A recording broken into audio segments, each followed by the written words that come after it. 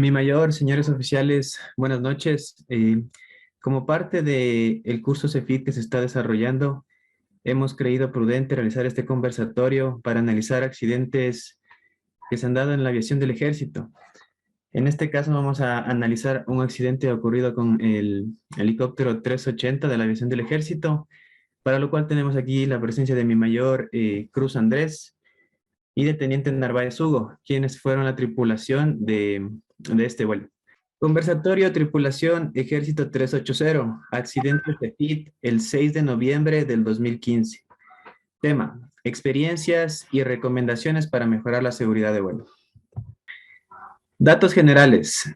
Aeronave helicóptero AS550C3 Fennec.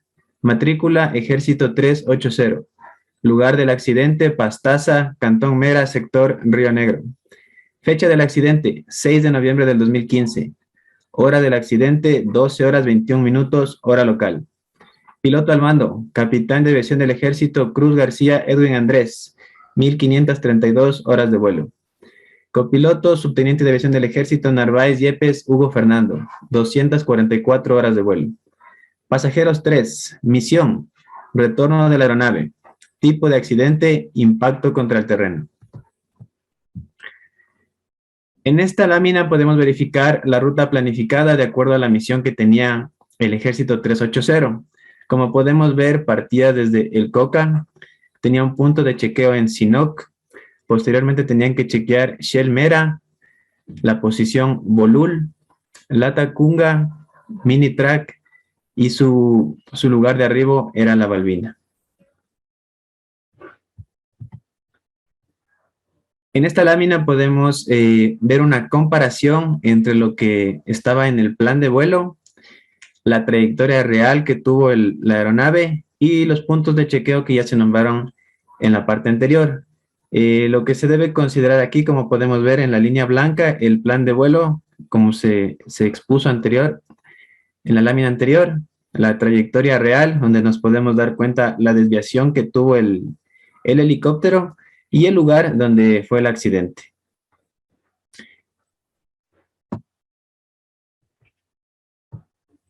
Aquí tenemos la causa probable, que fue lo que determinó la Junta Investigadora de Accidentes Militares.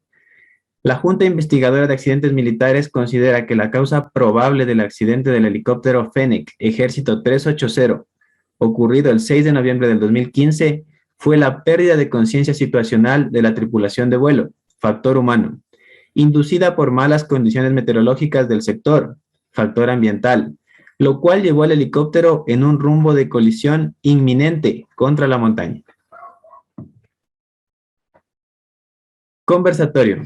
A continuación nos vamos a permitir dar la palabra a mi mayor Andrés Cruz para que nos pueda relatar cómo fue lo que ocurrió en ese vuelo, en ese accidente, y posterior vamos a poder realizarle ciertas preguntas para aclarar un poco más qué fue lo que ocurrió en este accidente. Mi mayor solicito para que nos pueda relatar lo que pasó en ese día.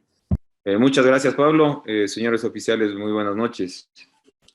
Sí, gracias por también darnos el preámbulo de lo que pasó el día 6 de noviembre de 2015.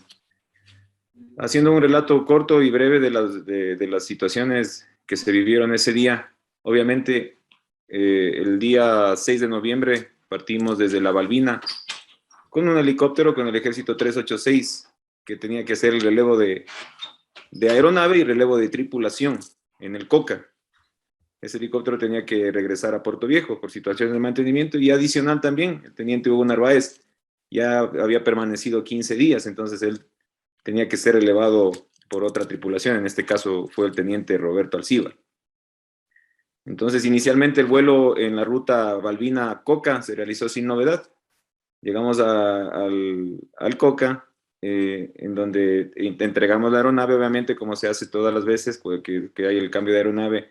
Nos hicimos cargos con las actas, hicimos el briefing posterior con el Hugo Narváez para poder salir a la Balbina, verificando las condiciones meteorológicas, verificando la ruta, verificando el peso y balance, y verificando todas las cosas que se hacen durante y antes de un vuelo. Al dirigirnos ya al decolar del Coca hacia el sector de la Balbina, obviamente, como ustedes conocen, en esa época o en fechas anteriores, era no mandatorio aterrizar en la Shell. A partir del accidente, bueno, también se normaron ciertas cosas en donde era obligatorio pasar por la Shell. Sin embargo, de lo que recuerdo en ese vuelo, eh, ya decolamos, nos comunicamos con aproximación, perdón, con información de Shell, salimos de la TMA del Coca, 20 millas antes del borde de Pastaza, nosotros habíamos pedido autorización para irnos directamente al punto de chequeo Bolul. Ahí es cuando empiezan las cosas a manejarse de una forma fuera de lo común, fuera de lo normal.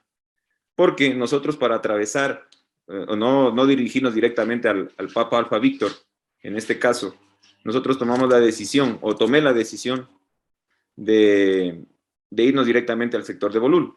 Obviamente, la torre de control nos había autorizado previamente. Gire a Bolul y llame en Bolul, y nosotros en ese momento que manteníamos 5.500 pies, pedimos autorización para subir a 9.500 pies. En el ascenso nos percatamos, o me percaté también, que las nubes estaban un poco más altas. Ya prácticamente llegamos a los 12.000 pies, entonces tomé la decisión de decirle al piloto que estaba en los mandos que no ascienda más, porque no sabíamos si es que ese colchón de nubes en La Tacunga, en Ambato o en el mismo Bolul, no sabíamos si es que estaban en las condiciones operables como para hacer un descenso, y ustedes saben que en vuelo visual no nos debemos meter en nubes. Entonces, la decisión en ese momento fue descender para poder irnos directamente al sector de Bolul. ¿Qué pasó aquí? En este momento, nosotros cuando empezamos el descenso, cuando ya le había indicado al teniente Narváez para que realice el descenso, inicialmente nosotros estábamos conscientes de dónde estábamos ubicados geográficamente, y también teníamos la conciencia situacional en ese momento, creo que clara, de lo que pretendíamos hacer. Sin embargo, al entrar al hueco, al claro que nosotros le llamamos, ustedes saben que perdemos las referencias visuales. En mi caso, como el lado que estaba en el lado izquierdo, obviamente en la parte derecha que estaba volando el Hugo Narváez, obviamente él tenía reducida la velocidad. Y al entrar, ustedes saben, ustedes especialmente los que vuelan helicópteros, saben que al entrar a un hueco, nosotros, por la percepción tanto del terreno, perdemos la percepción de la velocidad. Hubo un incremento de la tasa de descenso casi, si Lugo ya me debe corroborar, estaban más de los 2.000 pies en descenso. Entonces, lo que inicialmente le indiqué era que reduzca la velocidad. Ahí vienen los factores de que los dos pilotos estamos metidos viendo los instrumentos y no nos percatamos de lo que está pasando afuera. Sin embargo, yo al regresar a ver la izquierda todavía tenía a mi costado izquierdo, todavía tenía visual, pero por el hecho de meternos para pasar por debajo del colchón de nubes, obviamente la visibilidad se nos redujo siquiera en un 70%. ¿Qué pasa cuando uno se mete en nubes? Y hay que saber diferenciar. Volar instrumentos y volar dentro de nubes. Un vuelo de instrumentos es planificado, un vuelo inadvertido en nubes no. Sigue siendo un vuelo visual, y eso es lo que nos pasó a nosotros. Al percatarnos ya, cuando fue tarde, en realidad que estábamos perdidos, la visibilidad horizontal, se puede decir, ya nos percatamos que las copas de los árboles estaban debajo de nosotros. Entonces, ¿cuál fue la primera intención como piloto al mando? Es tratar de controlar la aeronave. En ese momento tomé los mandos yo, pero fue ya demasiado tarde. Fue demasiado tarde porque ya estábamos sobre los obstáculos. Obviamente ya el vuelo estaba más controlado, el Hugo Narváez había reducido la velocidad. La rata de descenso estaba normal, pero sin embargo estábamos ya sobre los obstáculos. Inadvertidamente se nos apareció el terreno. Entonces, prácticamente ahí sentimos, o de lo que recuerdo, sentí un golpe en la parte del botalón de cola, pero por la velocidad que llegábamos y al levantar levantar la potencia, el paso general, y al tratar de irme a la parte donde yo tenía visual, topamos el rotor de cola, obviamente, y obviamente ya perdimos el control de la aeronave, o perdí el control de la aeronave y sufrimos el impacto contra la montaña. Entonces ese es el relato que puedo mencionarles en este momento, señores oficiales. Ese es un relato corto de lo que pasó en el día del accidente. Muchas gracias, mi mayor. Ahora me voy a permitir dar la palabra a Hugo Narváez para que él, desde su perspectiva, nos dé la apreciación de lo que pasó en ese día. Mi mayor, buenas noches con todos los señores oficiales. Bueno, primero quiero agradecer a todos por escuchar esta conversación. Creo que es sumamente importante que se den este tipo de espacios dentro de nuestro sistema de aviación para tratar de aumentar esta cultura de seguridad que tenemos, para evitar que estos accidentes sigan ocurriendo. Y bueno, como bien dijo mi mayor, el relato fue muy preciso y creo que muy puntual con las cosas que dijo mi mayor. Yo había estado ya volando 15 días en el Coca y a lo mejor como antecedente que obviamente no tiene nada que ver con este accidente, pero que de cierta forma influye. Antes también de esos 15 días que yo había estado volando en el Coca, yo había volado los 21 días en Santiago y yo salí de volar los 21 días de Santiago y recuerdo que al día 2 me interrumpieron mi descanso operacional, que normalmente era de 7 días. Entonces me interrumpieron el descanso operacional, me dijeron, Hugo, ¿sabes qué? Necesitamos un piloto para irte al Coca. Y yo, su orden, y me fui al Coca. Yo recién había llegado con el pase a Puerto Viejo, tenía 2 meses con el pase en Puerto Viejo. Recién tenía un año de graduado como piloto. Y llegué al Coca, volé todos los 15 días, volé sin ningún problema, ninguna situación. Y como relataba mi mayor, ese día había el cambio de tripulación, el relevo de tripulación y el relevo de aeronave. Llegó mi mayor con mi subteniente Alcíbar en ese tiempo. Hicimos el relevo de las aeronaves y de la tripulación. Yo también ese día incluso había volado en la mañana una operación militar en el límite político internacional. Entonces, inclusive por eso se retardó también un poco la salida que nosotros teníamos previsto un poco más temprano, salir del Coca para la Balbina. Ya salimos desde el Coca. Recuerdo que las condiciones en ese instante estaban muy bien. Estaba a un escáter a lo mejor a unos 2.500 pies, pero unas condiciones muy buenas, muy, muy buenas. Viendo esto de las condiciones, justo recuerdo que mi mayor igual justamente me comentaba para poder irnos directamente a Bolul.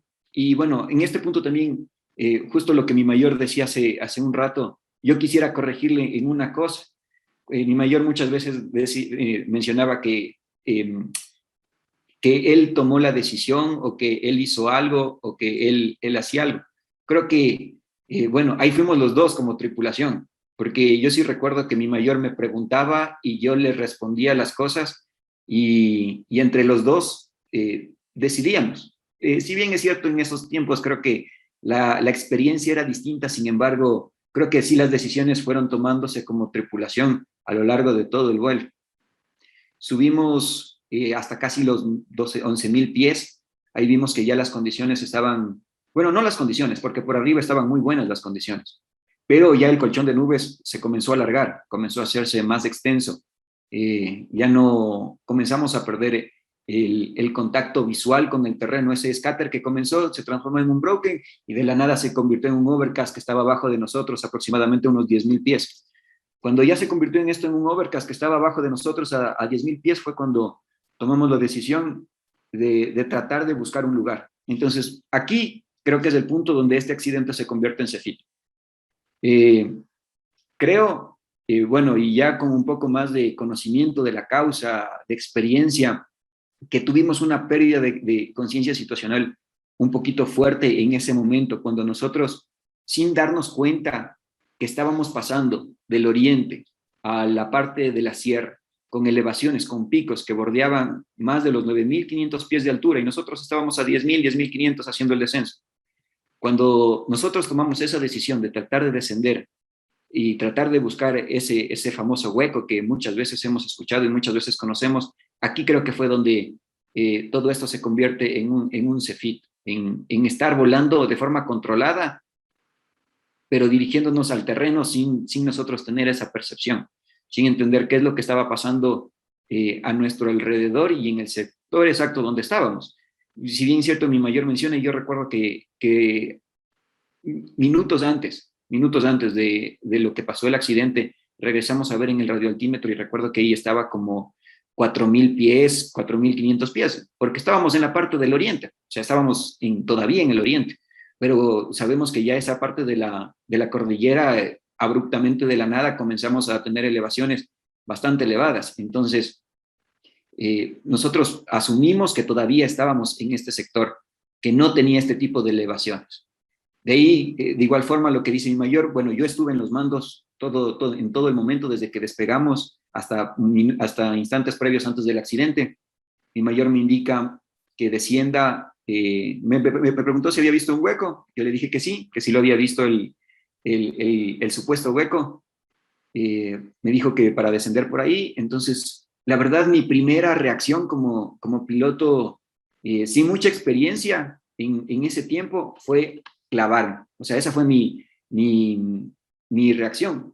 Yo nunca había volado metido en nubes, entonces era un hueco, no era muy grande el hueco, era algo diminuto que apenas se podía ver el terreno ahí. Entonces, mi intención, o lo que yo creía que estaba bien, era clavarme, o sea, mandé el cíclico hacia adelante para tratar de meterme, pasar con la mayor cantidad de velocidad o lo más rápido que pueda por ese hueco para salir a la parte de la tierra. Sin embargo, mi mayor, afortunadamente, se dio cuenta de que era lo que estaba pasando, de la velocidad, cómo había aumentado casi a 130 nudos, el descenso había aumentado. Entonces mi mayor me indicó en ese instante que reduzca la velocidad, inicié la disminución de la velocidad, y en ese instante que estábamos justo pasando por este trance de pasar por este famoso hueco, fue cuando perdimos la visibilidad. Mi mayor preocupado por la velocidad, por los instrumentos, yo estaba en los mandos sin entender mucho de lo que pasaba, sino solo volando. Nos metimos a condiciones IMC estando volando VFR, y segundos después, no fue cuestión de 10 segundos, creo que máximo, no sé cuánto tiempo pudimos haber estado metidos dentro de ese hueco, dentro de la nube. Yo creo que máximo fueron unos 10 segundos. Se nos aparecieron los árboles de abajo, montaña, y hasta ahí fue cuando ya se produjo el impacto contra la montaña. Tal y cual mi mayor se sintió que topó el botalón de cola, y segundos después la aeronave se detuvo totalmente destruida. Entonces, igual, eso es básicamente un relato desde mi perspectiva de cómo fue que pasaron las cosas en ese instante. Muchas gracias, Bodi, por darnos tu percepción y lo que tú sentiste y viviste en ese momento. Me voy a permitir dar la palabra a Rolando Mora, que tiene una pregunta para la tripulación.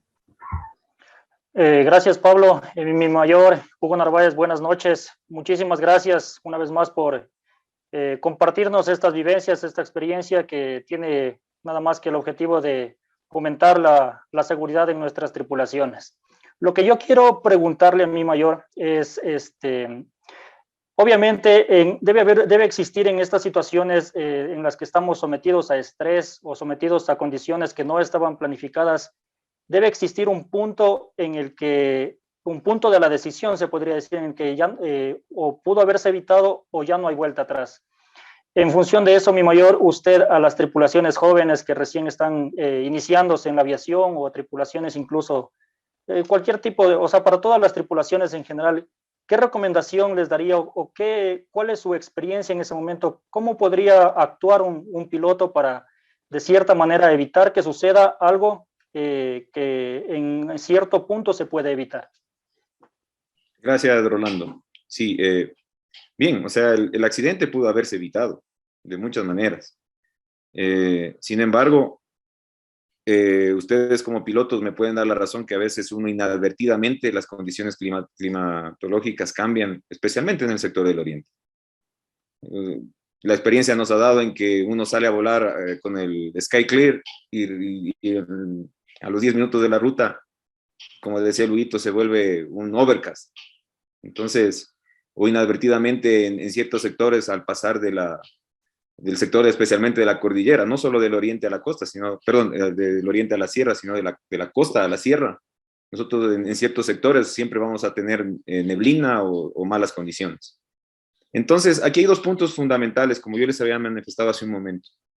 No es lo mismo hacer un vuelo planificado que volar instrumentos. Ventajosamente ahora tenemos ya una cultura organizacional, la Brigada Aérea se ha dado cuenta de que todos los pilotos deben tener la capacitación en vuelos por instrumentos.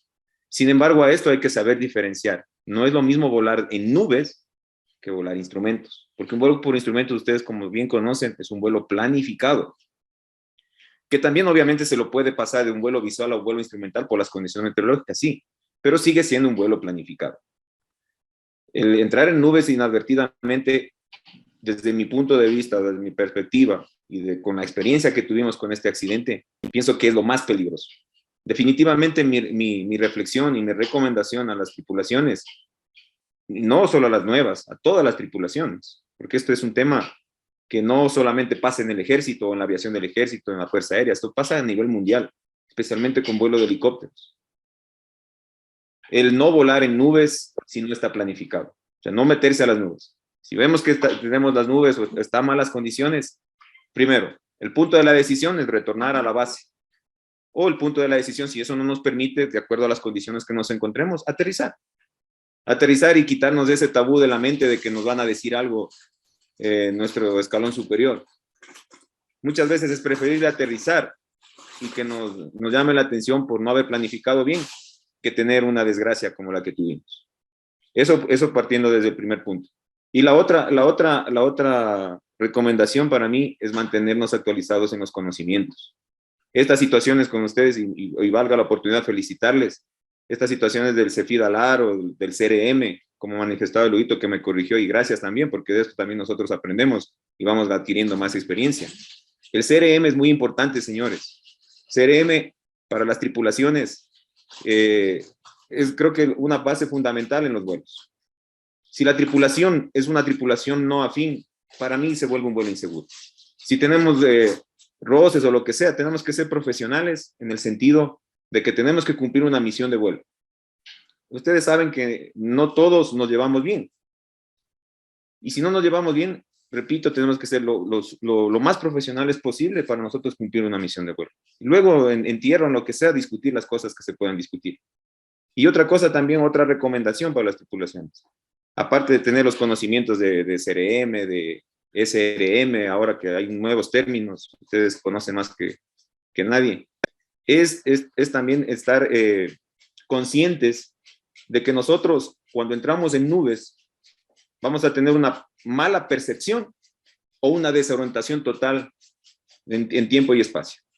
Y eso quizás lo que dice el Huguito tiene razón. Nos desorientamos. Bueno, no tanto la desorientación, sino tuvimos una pérdida de conciencia situacional. Obviamente hay que confiar en los instrumentos, pero también hay que tener una visualización clara de dónde nos encontramos. No es lo mismo meterse en nubes en nivel del mar, que obviamente no va a pasar absolutamente nada, o en el oriente, que máximo está toda la vegetación a 1000 pies de altura. Lo que tenemos que tener mucho cuidado es en los pasos a la parte de la sierra. Ahí es donde más tenemos que tener cuidado entrar inadvertidamente en nubes. Pero a mi punto de vista y como mi recomendación primaria o fundamental, no meterse en nubes en la sierra. No meterse. Porque nosotros no tenemos conciencia si perdemos la visibilidad de cuáles son las elevaciones, los picos, las ondulaciones.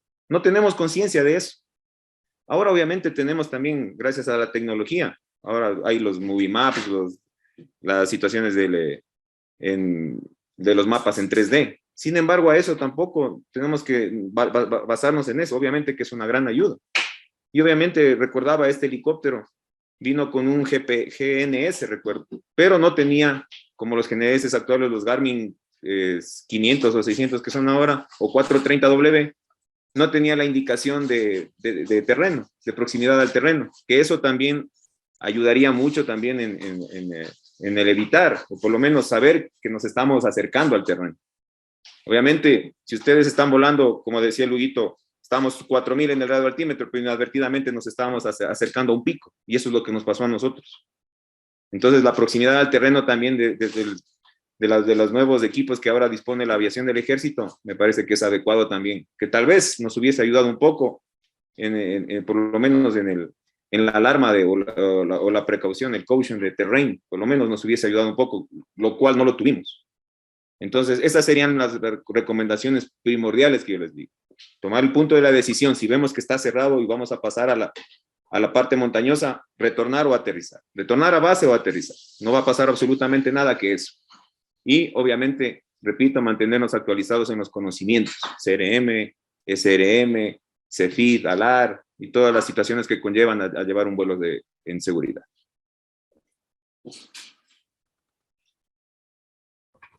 Muchas gracias, mi mayor, por dar contestación a la pregunta de Rolando Mora. Tal vez alguien más que tenga alguna otra pregunta para la tripulación. Mi mayor, buenas noches.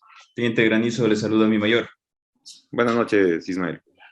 Mi mayor, solicito, bueno, creo que somos conscientes de que el error humano es totalmente inevitable y que todos estamos exentos a cometer un error en cualquier momento, en cualquier actividad que realizamos. ¿Cuál sería su recomendación para la brigada aérea en sí, para nuestros oficiales que dirigen esta institución en referencia a este accidente?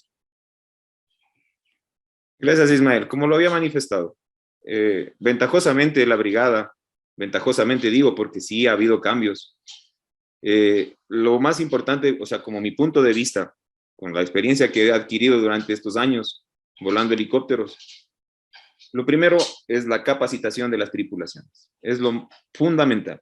Las tripulaciones tienen que estar capacitadas.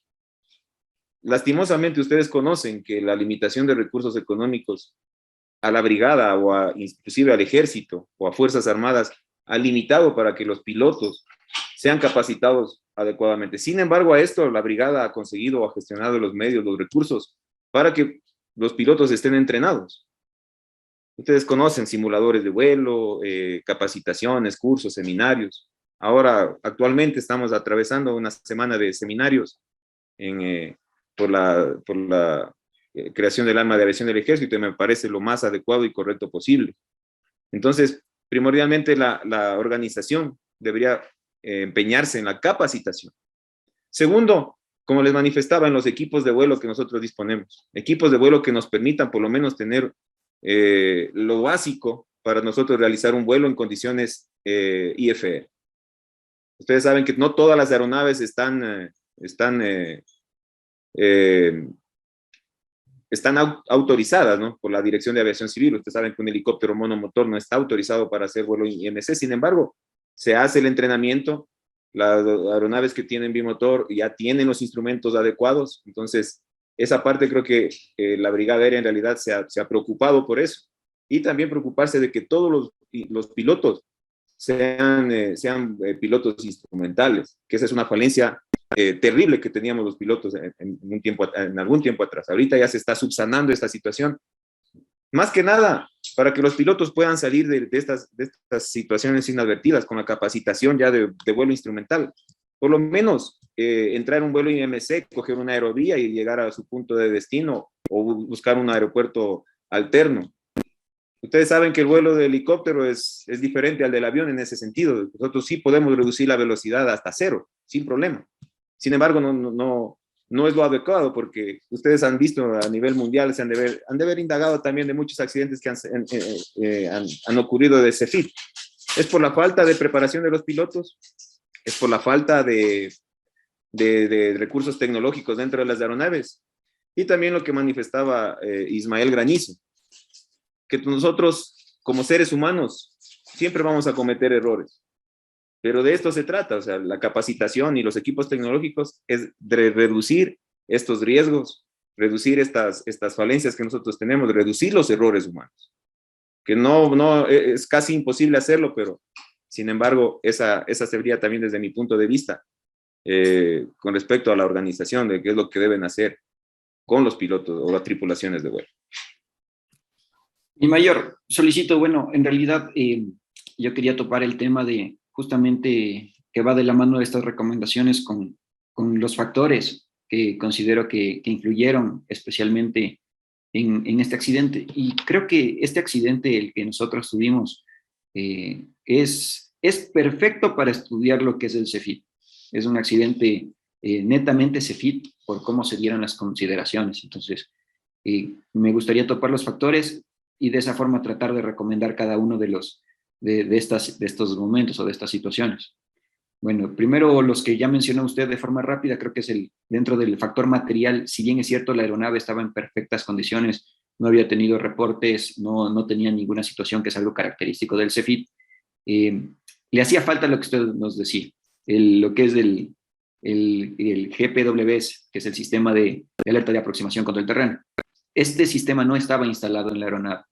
Y hay muchas aeronaves que todavía no tienen instalado dentro de su GNS este sistema de alerta. Que este sistema en realidad es algo básico que deben tener las aeronaves para evitar accidentes CEFID especialmente.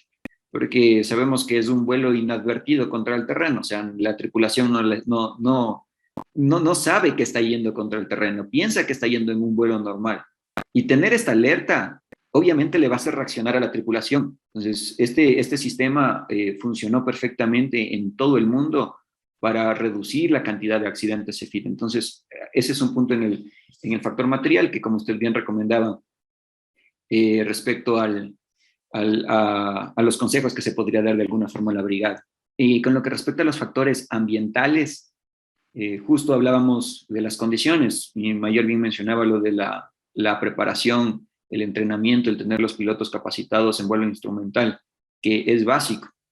Pero en este accidente es bien importante tener en claro que las condiciones meteorológicas jugaron un papel clave para que suceda el accidente, porque obviamente si no estaba así de nuboso y de las condiciones como se pusieron inclusive después, a lo mejor no hubiese pasado nada.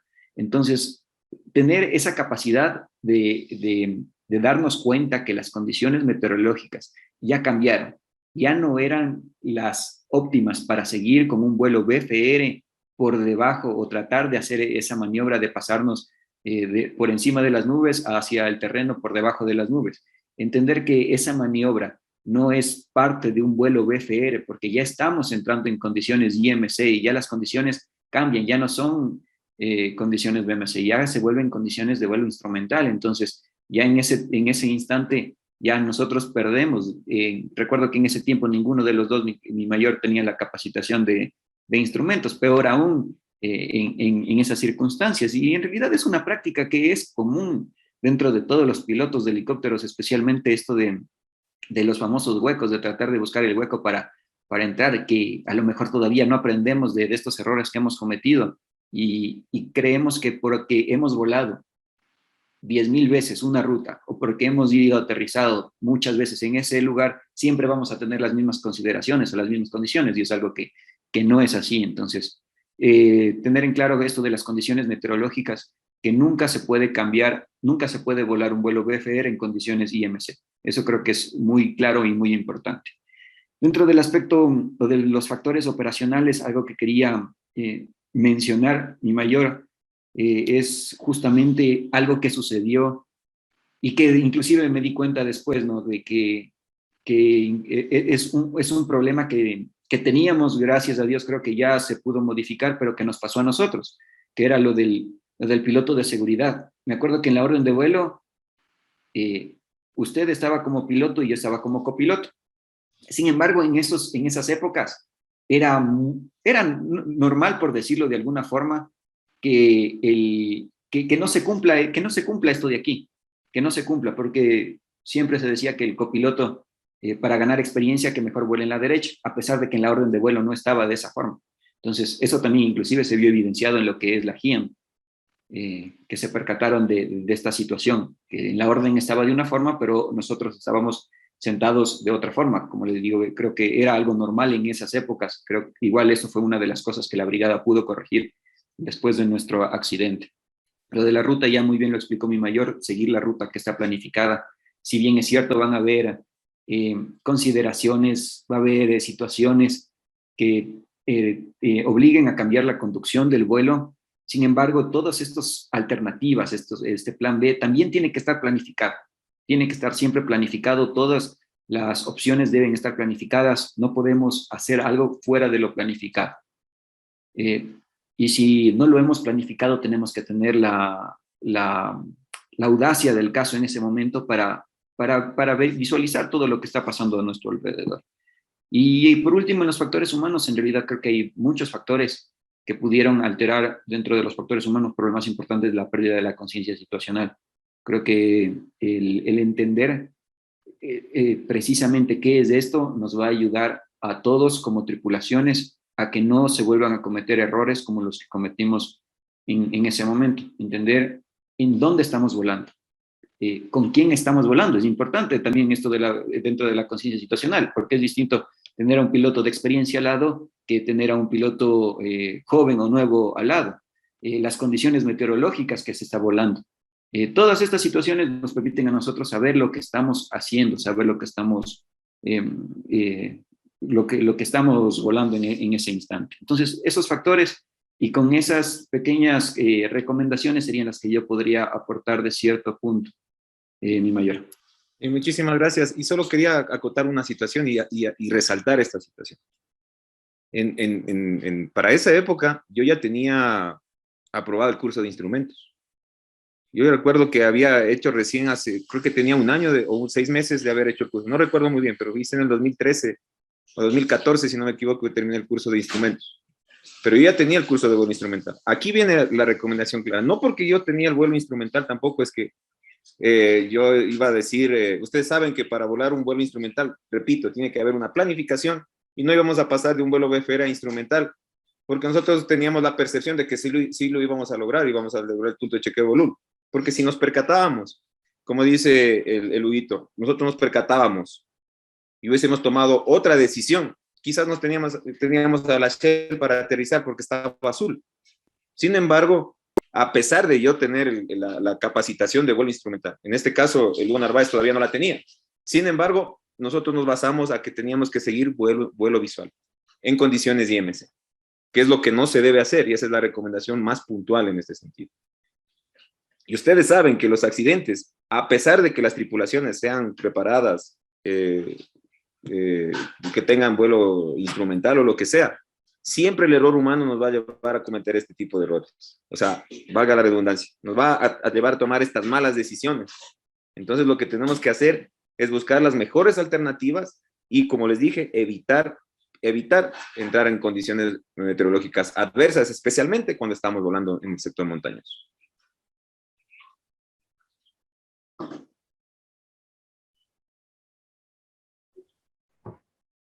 Pues muchas gracias, mi mayor, Huguito, por analizar. Creo que ustedes son las personas más pertinentes que pueden determinar cuáles fueron las falencias, tanto institucionales podría ser, porque afectan, como personales, porque obviamente al fin y al cabo el que toma la decisión, el que está volando es el piloto. Puede tener muchos factores que le induzcan a esto, pero si el piloto tal vez lo sabe manejar, pueden evitarse accidentes. De todas maneras, son factores contribuyentes que a uno lo ponen en circunstancias que muchas veces tal vez no se lo sabe manejar y pueden terminar en accidentes como hemos tenido a lo largo de la historia de la aviación del ejército. Mi mayor, solicito también lo último que quería yo también, no quería dejar pasar por alto. Nosotros ya en clases anteriores que hemos visto en este curso, mencionamos también en una conferencia algo muy importante que es el cambio generacional que está viviendo no solo la Brigada Aérea, sino todas las instituciones. Entonces, este cambio generacional ha traído o ha venido de la mano con lo que es el cambio tecnológico. Y quiero topar esto porque yo recuerdo que cuando nos pasó el accidente, una de las situaciones que se vino a colación fue que nosotros estábamos volando con el iPad y que por ahí habíamos tenido el accidente. Entonces, quiero traer esta colación primero por 2 cosas. Primero, obviamente, decirles a las tripulaciones, especialmente más jóvenes, a las tripulaciones que somos de esta generación, que si bien es cierto la tecnología nos ayuda mucho, nunca va a ser el medio principal con el cual vamos a volar. Siempre es fundamental que volemos con nuestra carta, que hagamos las planificaciones en la carta, que tengamos siempre todo esto a la mano con todo lo que hemos aprendido en la escuela de pilotos para poder volar. Eso como primer punto y creo que lo más importante. Pero también quiero topar el tema tecnológico, porque creo que es algo que la brigada, que nosotros, que todas las personas, no podemos también hacernos de vista ciega, porque es algo que existe. O sea, el avance tecnológico, nosotros no puede ir el avance tecnológico por un lado y la aviación y la brigada aérea por otro lado. Tenemos que acoplar como institución.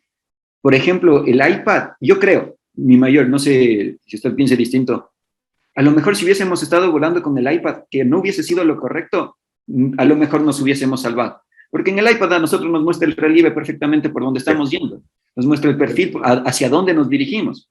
Entonces nosotros en ese momento no estábamos ocupando el iPad, con lo cual nos dijeron. Sin embargo, yo lo que considero es que el iPad con el Air Navigation, otros programas, el Google Earth, el Falcon View, son herramientas muy útiles para la planificación, o sea, para antes del vuelo. Estas herramientas a nosotros nos ayudan muchísimo antes del vuelo. Huguito, yo estoy muy de acuerdo con tu recomendación y eso creo que va, o sea, es algo que no es imposible, ¿no? Pero sí se ha visto difícil por los cambios generacionales, obviamente, y es un poco complicado hacer entender a las generaciones anteriores que nosotros debemos tener una base fundamental, la base tecnológica. Y como tú manifiestas, y esto lo voy a decir así, porque es una experiencia que nosotros vivimos, obviamente, no estábamos usando en ese momento el iPad, pero el iPad estaba con la navegación. Yo recuerdo claramente, había metido la navegación en el iPad, pero no la estábamos usando. Y gracias al iPad creo que pudimos ser rescatados. Que si más bien no recuerdas, Hugo, por el iPad pudimos dar las coordenadas geográficas en donde nosotros nos encontrábamos luego de que nos fuimos de la aeronave. Entonces, de este accidente, en realidad me gustaría hablar un montón de cosas. Sin embargo, nos hemos concentrado o centrado el estudio de este accidente en la parte del CEFIT. Porque ya dije, hay la parte de la supervivencia, hay la parte de lo que debimos hacer o no debimos hacer después de que estuvimos en el accidente. Entonces hay muchas cosas que quizá llevaría un montón de tiempo analizarlas, ¿no? Sin embargo, esta parte de la situación tecnológica que tú hablas del iPad, sí debería haber ya romper esos tabús, romper esos esquemas de que la carta terreno no solo es la carta terreno. Al menos para la planificación, sí creo que nosotros deberíamos incluir estos medios tecnológicos, especialmente para planificación, que nos ayuda muchísimo. Este medio tecnológico nos da ahora inclusive distancia, consumo de combustible, en los programas que existen en el iPad de navegación, inclusive están las pistas, la contextura de las pistas, las dimensiones, puntos de chequeo, puntos de control, todo. Inclusive si es que uno paga un poquito más, inclusive están los obstáculos que hay, antenas, montañas, todo eso. Entonces, sí creo que se debe romper, y esa es una recomendación también sería para nuestros mandos, que ya se vayan rompiendo los esquemas, especialmente para la planificación, usar este tipo de herramientas. Eso nos va a llevar a tener una conciencia situacional más eficiente. Después de todas las preguntas que hemos hecho, yo únicamente quería mostrarles unas fotografías que tenemos aquí, porque hemos analizado la parte técnica, hemos analizado todo lo que es la parte aeronáutica, errores que se han cometido, omisiones tal vez. Pero después de ver estas fotografías que tenemos ahora en pantalla, únicamente quisiera que cada uno de ustedes, mi mayor solicito, Huguito, que dé un mensaje a las tripulaciones para que estas imágenes en lo posible nunca más se vuelvan a repetir en la aviación del ejército. Un mensaje orientado a la seguridad o lo que ustedes crean conveniente para no tener que volver a ver estas imágenes, Dios quiera nunca más, o por lo menos que se reduzcan en una gran cantidad. Mi mayor, quisiera que por favor empiece usted con su mensaje. Gracias, Pablo. Sí, en realidad, al ver estas imágenes a uno como que le da escalofríos y volver a recordar esos momentos, ¿no? El topar estos temas también a uno le hacen revivir esas etapas que uno atraviesa.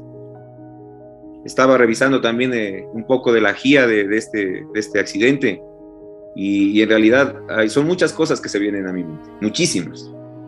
El primero, agradecer a Dios de que todavía nos tiene con vida, todavía estamos aquí con nuestras familias, estamos aquí para hacer este conversatorio y estamos aquí también para apoyar o corroborar o dar mensajes o recomendaciones para que este tipo de accidentes no se vuelvan a repetir, sea en helicópteros o sea en aviones. Yo al ver estas imágenes me da escalofrío, pero doy gracias a Dios de que estamos todavía aún con vida.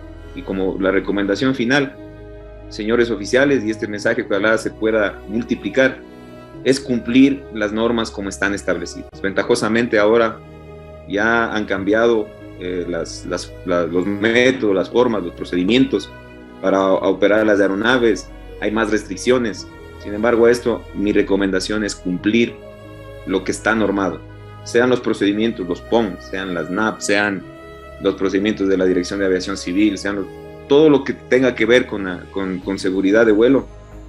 Señores, lo más recomendable es cumplir lo que está establecido, no salirnos de ese esquema. Primer error puede ser el último. En nuestro caso todavía damos gracias a Dios de que estamos vivos. Esa es mi recomendación, señores oficiales. Muchas gracias, mi mayor. También quisiéramos escuchar la opinión de Huguito Narváez. Acá tenemos otras dos imágenes, como indiqué, que quisiéramos que no se vuelvan a repetir. Pues ahora quisiéramos escuchar tu mensaje, Hugo Narváez. Bueno, de igual forma, creo que estas imágenes en realidad lo que hacen es recordarnos lo que vivimos, pero con la intención de que no se vuelvan a repetir nunca más. En realidad las imágenes yo creo que ni siquiera muestran todo lo que vimos o lo que vivimos en esos instantes. Son imágenes que viéndolas de una forma fría a lo mejor se puedan tratar de analizar de alguna situación. Las palas desprendidas, el botalón de cola con el rotor desprendido, de estabilizadores horizontal-vertical desprendidos, toda la puerta de la derecha, como pueden ver, desprendida. La parte de la cabina se vino hacia atrás, la mica totalmente rota. O sea, en realidad el accidente como se produjo, simplemente yo lo catalogo como un milagro el hecho de que hayamos podido sobrevivir las 5 personas que íbamos en esa aeronave. En realidad es algo que todavía para nosotros, para mí que he tratado de estudiar un poco más de lo que es la seguridad, es difícil entenderlo, de cómo logramos salir caminando sin ningún problema de esa aeronave. Entonces, bueno, aquí más que eso, como les decía, el ver estas imágenes o el tener este conversatorio, creo que es una forma de recordar a todas las tripulaciones lo importante que es la cultura de la seguridad. Dejar de cierto lado el morbo o la habladuría, los chismes de los accidentes, porque muchas veces no sabemos qué es lo que pasó. Sin embargo, todos en nuestra cabeza nos hacemos ya nuestra propia guía y damos conclusiones como que si hubiésemos estado ese rato en el accidente. Pero este tipo de conversatorios, este tipo de situaciones, el narrar las cosas que nos han pasado a nosotros para que no les pasen al resto de pilotos, especialmente a los pilotos más jóvenes, a los pilotos menos antiguos, el contar estas cosas van a ayudar que, primero, que no se dé lo que le dije anteriormente, y segundo, que se eviten este tipo de situaciones. Creo que aportar a la cultura de seguridad desde nuestra experiencia creo que es algo muy importante, muy valioso y muy valedero en esta circunstancia. Como les digo, que a lo mejor nos falte mucho a nosotros madurar como profesionales, nos falte mucho madurar y tener esa capacidad de poder hablar de todas las cosas que nos pasa. Fuera excelente que apenas a mí me pase algo y yo poder reportarlo en un ISP y que eso sea público, o sea, a las personas que deba hacerlo, para que no les vuelva a pasar lo mismo. Sin embargo, todavía estamos un poco rezagados, siento yo, en este punto de aquí, y nos da miedo, nos da recelo el que dirán. Entonces, el ver las imágenes y poderles transmitir a ustedes de cierta forma estos mensajes, creo que es algo que, si bien es cierto, obviamente no me siento orgulloso de haber tenido el accidente, pero que me motiva a mí el poder contarles estas cosas, porque a mí me han hecho, no solo como profesional, sino como persona también, más madura y mejor. Eso sería hoy. Gracias, y en honor al tiempo también quisiera terminar con una situación. Como bien dice Huguito, no es la verdad, no sé ni sentirse orgulloso ni nada, pero al menos motivados de que estamos vivos. Y bueno, este conversatorio netamente se trataba de un CEFIT, pero hay un punto que yo quisiera también topar, y eso también es un mensaje para las tripulaciones y también para nuestra organización, para nuestra brigada. y hablamos netamente del CEFIT, pero no hemos topado también, creo que eso sería un motivo de, creo que otro conversatorio, el tema de la supervivencia. Porque en las condiciones que nosotros prácticamente, si el accidente no nos mató ahí, es muy probable que nos hubiese matado si no nos rescataban a tiempo de esa situación. Entonces, esta también es una recomendación, la capacitación de las tripulaciones en cuanto a supervivencia en este tipo de terrenos. En este tipo de terreno que no es lo mismo que hacerlo en el curso de Tigres, que no es lo mismo en una selva tropical.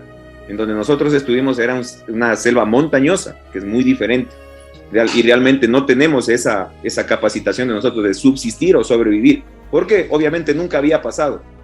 Al tener esta mala experiencia que tuvimos con Hugo Narváez, ya me puede dar la razón de que casi perdemos la vida ahí, no por el accidente, sino por la hipotermia y por las condiciones agrestes de ese sector selvático. Entonces ese era como un último punto de toparlo también para tener en cuenta que no solo es el accidente, es antes, durante y después del accidente pasan muchas cosas. Y las secuelas quedan, señores. Sin embargo, creo que dando gracias a Dios, Dios nos ha permitido seguir volando y seguir compartiendo estas experiencias. Muchísimas gracias, señores oficiales.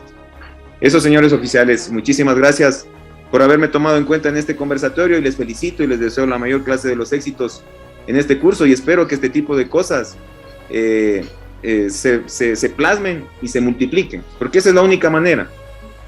En una investigación, la parte fundamental es cuando las tripulaciones quedan vivas, es decir, la verdad. Es la única manera de que en una investigación va a tener un porcentaje de credibilidad y de efectividad. Si las tripulaciones en algún momento, por miedo a ser sancionados o lo que sea, no decimos la verdad, jamás vamos a tener una investigación eficiente, vamos a tener a medias. Entonces, también para las personas que han tenido incidentes o accidentes, esa también es una recomendación clara, es decir, claramente lo que pasó, para que nuestros futuros pilotos, las generaciones que vienen, sepan lo que no se debe hacer. Porque a veces por quedarnos callados, en realidad vamos a mantener en secreto para toda la vida cosas que nunca van a salir a la luz, y por eso se siguen dando los accidentes. También creo que es un punto. Entonces reitero mi agradecimiento, señores oficiales, sigamos con esta cultura de seguridad, sigamos volando con seguridad y que los vuelos, el mismo número de vuelos sea el mismo número de aterrizajes para todos nosotros. Muchas gracias, camaradas. Mi mayor, Huguito, igual manera de parte nuestra, agradecerles por su apertura, por tener la confianza de contarnos las cosas tal cual como fueron, como indicó mi mayor. Eso es importante para tratar de evitar que estas falencias o errores que se cometieron no se vuelvan a cometer. Todo esto orientado a la seguridad de las tripulaciones de vuelo y de los vuelos realizando. Agradecerles por su tiempo, por la sinceridad con la que nos han contado esto. Y mi mayor, téngalo por seguro que haremos todo lo posible para que esta información se difunda a todas las tripulaciones de la aviación del ejército en beneficio de todos, que es lo que todos buscamos. Nuevamente muchas gracias, mi mayor Huguito, por su apertura, y eso es todo. Muchas gracias, mi mayor. Gracias, señores oficiales. Gracias, mi mayor. Gracias, señores oficiales.